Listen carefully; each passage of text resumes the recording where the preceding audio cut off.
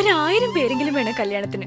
ഒരു 5-6 ദിവസത്തെ ആഘോഷം, പിന്നെ ഡാൻസും പാട്ടും എല്ലാം വേണം, ഹിന്ദി സിനിമയിലെ പോലെ. എന്റെ വീട്ടുകാരും ഫ്രണ്ട്സും പിന്നെ കൊറേ ഗിഫ്റ്റും. എല്ലാവരും എന്നെ കണ്ട അസൂയപ്പെടണം. എന്തിനാണെന്നോ, ഞാനായിരിക്കും അന്നത്തെ സ്റ്റാർ. ഇത് പറ്റില്ല, നടക്കില്ല, ഞാൻ സമ്മതിക്കില്ല.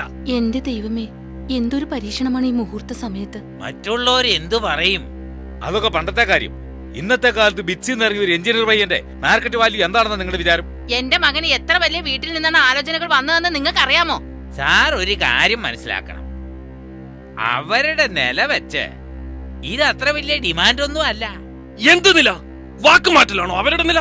ഈ പ്രപ്പോസൽ വന്നപ്പോ ഞങ്ങൾ വിചാരിച്ചത് നിങ്ങൾ ഞങ്ങളുടെ നിലയ്ക്കും വിലയ്ക്കും അനുസരിച്ച് എന്തെങ്കിലുമൊക്കെ ചെയ്യുന്ന. പക്ഷെ നിങ്ങൾ സ്വകാര്യത്തിൽ ഇത് ഒപ്പിച്ചു. എന്റെ കുട്ടി ഇതിനുള്ള എന്ത് മഹാഭാവമാണോ ചെയ്തത്? ആദ്യം 250 പവന്, പിന്നെ വടക്കേപ്പാട്ടെ പറമ്പ്, എല്ലാം സമ്മതിച്ചതല്ലേ. ഇപ്പോ ടൗണിലെ കട കൂടി വേണമെന്ന് പറഞ്ഞാൽ ഇല്ല രാമൻ നായരെ, ഇത് നടക്കില്ല. ഇതിലും നല്ലൊരു ബന്ധം നമ്മുടെ മോക്ക് വരാനില്ല. സാർ ഇതിന് പ്രശ്നങ്ങളൊന്നും ഉണ്ടാക്കരുത്. പ്രശ്നമുണ്ടാക്കരുതെന്നോ? ഞാനാണോ പ്രശ്നമുണ്ടാക്കുന്നത്? അല്പം തൊലിവെളുപ്പ് കണ്ട് അതിന്റെ പിന്നാലെ പോയപ്പോഴേ എനിക്ക് അറിയാമായിരുന്നു ഇങ്ങനെയൊക്കെയാണ് സംഭവിക്കാൻ പോണതെന്ന്. കല്യാണം കഴിയുന്നവരെ ഒന്ന് ക്ഷമിച്ചൂടെ?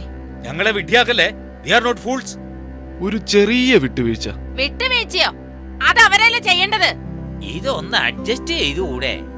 എനിക്ക് ഒറ്റ വാക്കേ ഉള്ളൂ, ജോലിയില്ലാത്ത പെണ്ണ ഒരു ബാധ്യത തന്നെയാ. കല്യാണ ചെലവൊക്കെ ഞങ്ങൾ ഏറ്റതല്ലേ. ഇതൊരു നാറിയ കച്ചവടമായി പോയല്ലോ. ഇത് നടന്നാ നടന്നു, അല്ലെങ്കിൽ വേണ്ട.